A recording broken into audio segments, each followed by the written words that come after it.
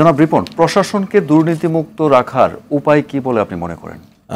ধন্যবাদ। আপনার একটা ভাইটাল কোশ্চেন করছেন, আমি অনেক জায়গায় বলছি এবং আমার নিজের ভাবনার মধ্যেও আছে। জি, আপনার নিশ্চয়ই খেয়াল আছে, আপনার বাংলাদেশে যখন পদ্মা সেতু নিয়ে যখন একটা দুর্নীতির অভিযোগ উঠল শুরুতে, যার জন্য ওয়ার্ল্ড ব্যাংক ফিনান্স করা বন্ধ করে দিল, ওদের একটা ডিপার্টমেন্ট আছে, নামটা হলো ডিপার্টমেন্ট অফ ইন্টিগ্রিটি।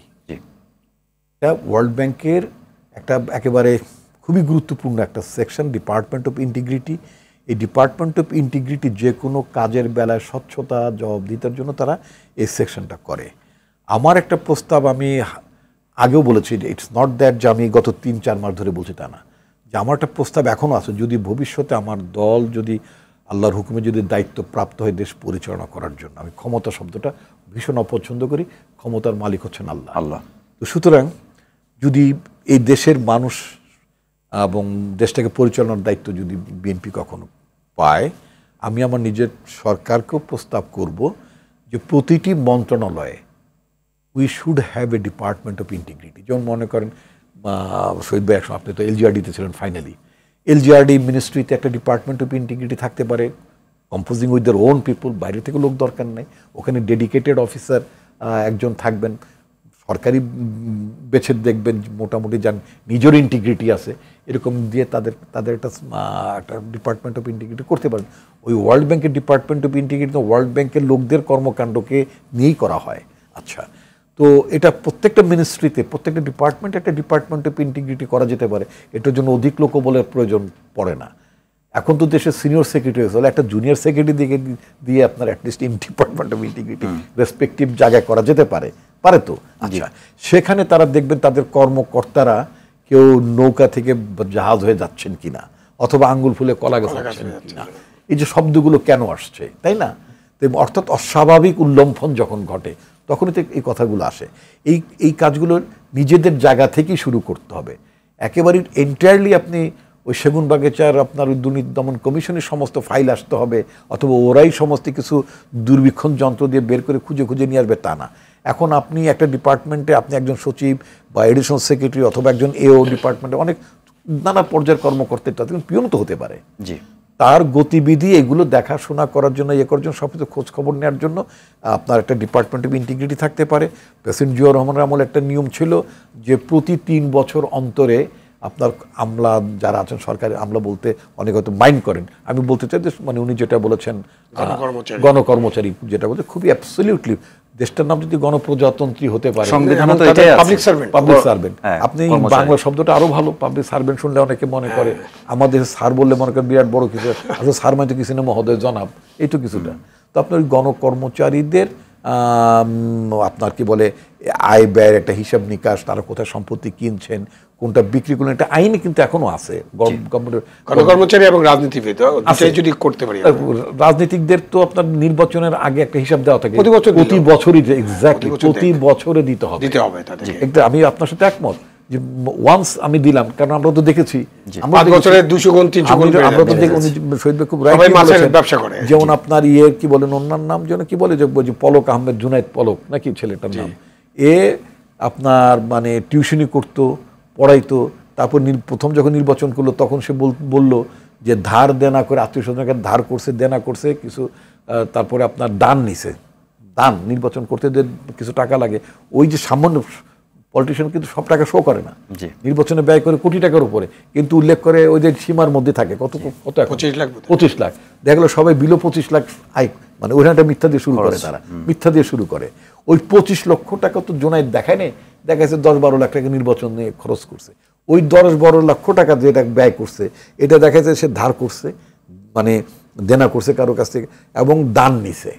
যার দান ধারের টাকা দিয়ে নির্বাচন করতে হয়, যাদের ইনকাম ট্যাক্স মন্ত্রী হওয়ার আগে, এমপি হওয়ার আগে যারা ইনকাম ট্যাক্স দেন সরকারের 2000 টাকা, সেই লোকরা শত কোটি টাকার মালিক হয়ে যায়, বিকজ ওই যে 5 বছরে একবার আপনি একটা হলফনামা নিছেন, আর এরপর আর হলফনামা নেন নাই, প্রতি বছরে প্রতি বছর হলফনামা নিতে হবে পলিটিশিয়ানদেরও, এমপিদেরও, পলিটিশিয়ান মানে যারা এমপি, যারা পাবলিক অফিস হোল্ড করবে তাদেরকে নিতে হবে, অ্যাজ ওয়েল এজ সরকারি কর্মকর্তাদের 3 বছরের ব্যাপারটা প্রেসিডেন্ট জিয়াউর রহমানের আমলে ছিল, পরবর্তীতে ওরা 3 বছর গড়িমসি করলো, মানে কনস্টিটিউয়েন্ট গভর্নমেন্টের সময় সাবসিকুয়েন্ট গভর্নমেন্টের সাথে এটা করলো, করার পরে দেখা গেল 5 বছর, এরপর দেয়াই বন্ধ করলো, এরপরে বলা শুরু করলো। আপনার মানে স্পেসিফিক যদি আমি বলি যে প্রত্যেকটা ডিপার্টমেন্ট বা প্রত্যেকটা মন্ত্রণালয় কম্প্রিহেন্সিভ একটি কমিটি থাকা উচিত, যেখানে ডিপার্টমেন্ট একদম যেখানে সকল শ্রেণীর লোকজন সম্পৃক্ত থাকবে, মানে অন্যান্য মানে মন্ত্রণালয়ের বাইরের লোকজন এখানে সম্পৃক্ত থাকবে। মানে একটু ওয়ার্ল্ড ব্যাংকে এটা থাকে না। ওয়ার্ল্ড ব্যাংকে শুধুমাত্র ওয়ার্ল্ড ব্যাংকের লোকজন দিয়ে তারা করেন, কারণ তারা তো এত মিথ্যা কথা বলে না। আমরা যেটা যেমন 2 কোটি টাকা খরচ করি, কই 20 লাখ টাকা নির্বাচনে খরচ, মানে একটা মনিটরিং সেল ডেভেলপ করতে হবে, যে সেটা তো এখনো আছে না, মনিটরিং সেল নাই, অন্য এই ধরনের মনিটরিং সেল নাই।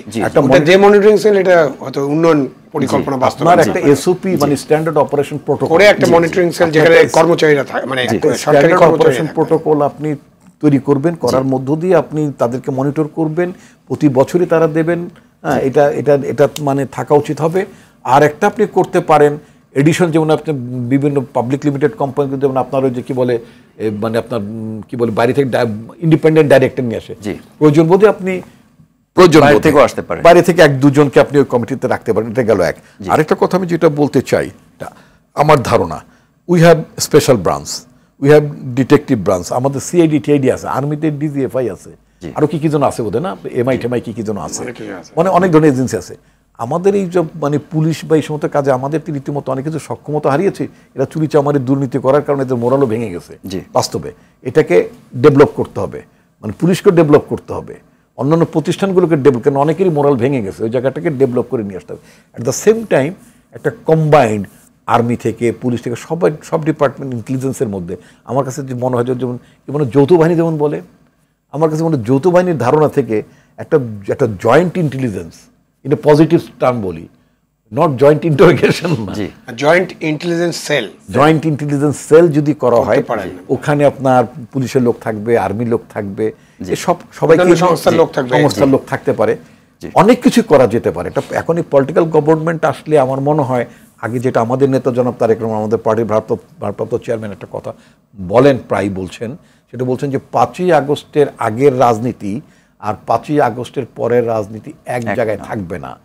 মানুষের ভাবনার পরিবর্তন হয়েছে, জন আস্থা অর্জন করে উনি নেতা কর্মী আমাদের উনি বলছেন জন আস্থা অর্জন করতে হবে, জনগণের কাছে যেতে হবে। তো জন আস্থা, জনগণের সমর্থন বা আমার প্রতি মানুষের যে বিশ্বাস, এটা আমি তখনই সৃষ্টি করতে পারবো যখন আমি জনগণকে বলতে পারবো যে আমি আপনাদেরই লোক এবং আমি আপনার কাছে জবাবদিহি থাকবো।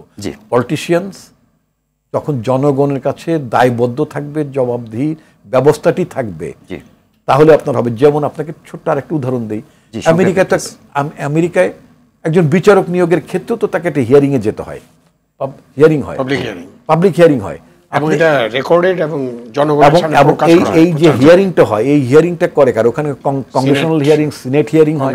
তা আপনি বাংলাদেশে আমাদের পার্লামেন্টকে যদি জনগণের পার্লামেন্ট বলি, এত জনগণের পার্লামেন্টের স্ট্যান্ডার্ড নিয়ে কথা বলি, আমি পার্সোনালি মনে করি, আমি পার্সোনালি খুবই সাপোর্ট করি এই আইডিয়াটাকে। সেটা হচ্ছে যে আপনার একটা পার্লামেন্টারি হিয়ারিং হতে হবে সকল ইম্পর্টেন্ট পোস্টিংয়ের ক্ষেত্রে। এটা সরকারের প্রধান যিনি হবেন, তিনি ইচ্ছে করলেই কাউকে সচিব বানিয়ে দেবেন, রাষ্ট্রদূত বানিয়ে দেবেন, ওটা বানিয়ে দেবেন, এটা বানিয়ে দেবেন, বিচারক বানিয়ে দেবেন। নট দ্যাট, এটা মানে আপনার একটা পার্লামেন্টের মধ্যে হিয়ারিং হবে, এবং পার্লামেন্টের যদি কোনো আপত্তি থাকে সেটা মীমাংসিত হতে হবে, তারপর তিনি পাবেন। বাট এটার জন্য তাহলে এখানে আবার একটু কথা, তাহলে ওই হিয়ারিংয়ে অংশ নেবেন কি বকলম আলারা, ওই হিয়ারিংয়ে অংশ নেবেন কি মানে মূর্খরা? আমরা এই আলোচনা হিয়ারিংয়ে আপনার অবশ্যই সৎ ভালো মানুষের থাকতে হবে।